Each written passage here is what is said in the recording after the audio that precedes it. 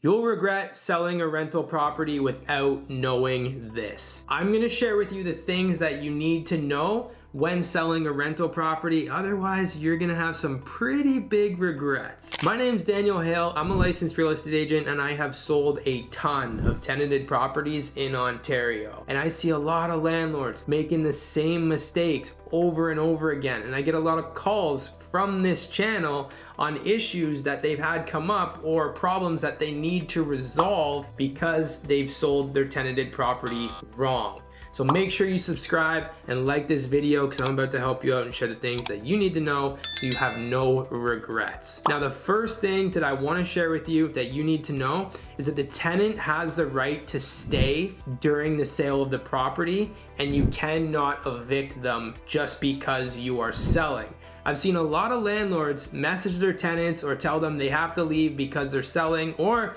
they just overall expect that the tenant's gonna pick up, move, and leave during the sale. And a lot of times this does not happen. It's actually very rare, mostly because the tenant decides to stay in hopes that they can get a cash for keys amount, or sometimes they just want to stay overall because their rent is very low and they hope that an investor buys it and assumes the tenancy. So make sure that you know these things because you don't want it to make it look like an unlawful sale by you trying to push the tenant out and have them move before it's sold. The second thing that you need to know, because if you don't, you will have some huge regrets. This is actually the biggest one in my opinion, is that the tenant has a right to a landlord and tenant board hearing after the sale. Now, if it's sold correctly and you legally do everything right and the tenant sees that, then they might not go to the landlord and tenant board hearing because they actually see that you did everything right and you didn't do anything unlawful. But if they start getting a sense that you did, or they're not happy overall of how things went, or maybe they're just being a very difficult tenant, regardless, they have that right and some of them exercise it. Now, the reason why I want to make sure you're aware of this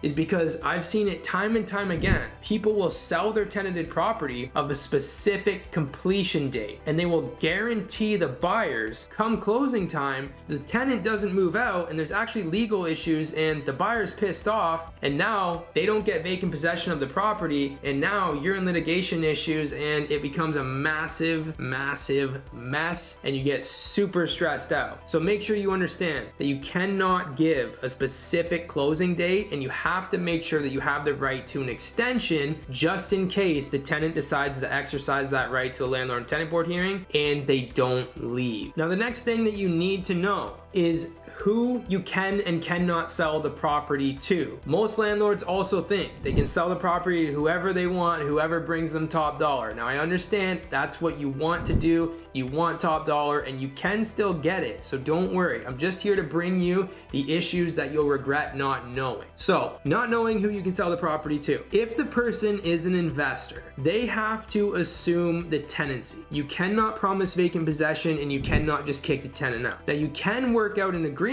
with the tenant and then you can sign an N11, which is a notice to end the tenancy amongst the landlord and the tenant, and then you can sell it to that investor. But if the tenant and you don't come to an agreement and that investor is not willing to assume the tenancy, you cannot sell it to them. If somebody has a numbered company or a corporation on the agreement of purchase and sale, you cannot evict the tenant for them either, even if they say they're moving in. Because to the landlord and tenant board, that means they're buying it under a business, which means that they are not a personal name. So you cannot evict a tenant for a corporation or a numbered company. Who you can evict a tenant to and sell the property to is somebody that is looking to move in for their personal use, their child's personal use, or their parents' personal use. This is who you can sell the property to. Now, don't get me wrong. If you have an agreement with the tenant, you can still sell it to anybody you want, but you need to work that out. And if you don't have one, then you have to follow who you can actually sell it to. And understand, don't stress yourself out thinking that, oh, if I can't sell it to whoever I want, I'm not gonna get top dollar. Yes, you still will. Just be patient.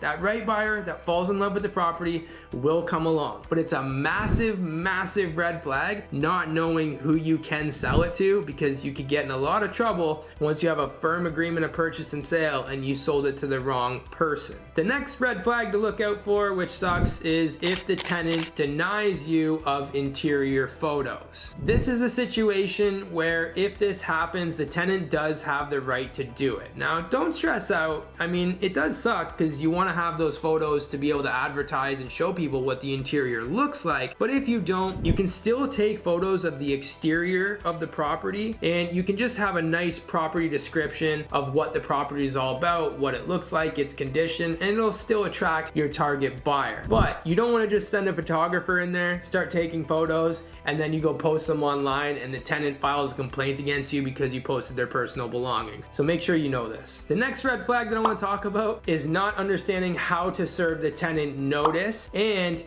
what the showing schedule actually can be. I've seen this happen a lot too, where real estate agents or sellers will sell their property and the tenant will put their foot down and say no showings between these hours, and the landlords listen, and so does the real estate agent. Now, I'm okay with listening to the tenant on certain scenarios if they're being extremely cooperative, but if they're not, then you do not give any sort of showing schedule. What it is 8 a.m. to 8 p.m. Monday to Saturday is the guideline of the landlord and tenant board for any showings. You cannot go outside of those hours, and you also have to submit 24 hours notice to the tenant for all of these showings. If you don't submit the 24 hours notice correctly, then the tenant can deny that showing. But it's a red flag to let the tenant decide what the showing schedule is going to be. Unless they're extremely cooperative, they've cleaned the property, it's showing well, they've allowed you interior photos, and they're overall working with you. More importantly, you're working together. Now, the next red flag that I'm going to talk to you about that you must know is what forms to actually serve the tenant. Most landlords have no idea you have any forms that you need to serve the tenant when you've sold the property. They'll just sell it and they'll send an email or a text, hey, property's sold, you need to be out on this date. And if the tenant knows the landlord and tenant board laws, they're not going to accept that. They want an actual notice. So if you're selling it to somebody for personal use, you need to serve them an N12. If you have an agreement with that tenant to move out on a specific date, you need to get them to sign an N11 or give you an N9, which terminates the tenancy. So if the tenant decides I'm not moving out, they change their mind, you have this form that you can still serve to the landlord and tenant board, and that will accomplish the sale and get you vacant possession. Same thing with the N12, you get your hearing date, and then you know, here's my hearing date, I've sold the property. If the tenant's not gone on that closing date, I just extend the closing date until that hearing, and I get my eviction, and the buyer can then take possession of the property. Now, the last red flag that I want to talk to you guys about is just choosing a real estate agent that has not sold a tenanted property. There's a lot of real estate agents out there that have never sold tenanted properties, and I'm telling you, a lot of times it's actually them that get the landlord in a lot of trouble because they don't put the correct conditions or clauses in the agreement. They don't have the right in the agreement to an extension. They don't know who they're actually able to sell it to, and all of these things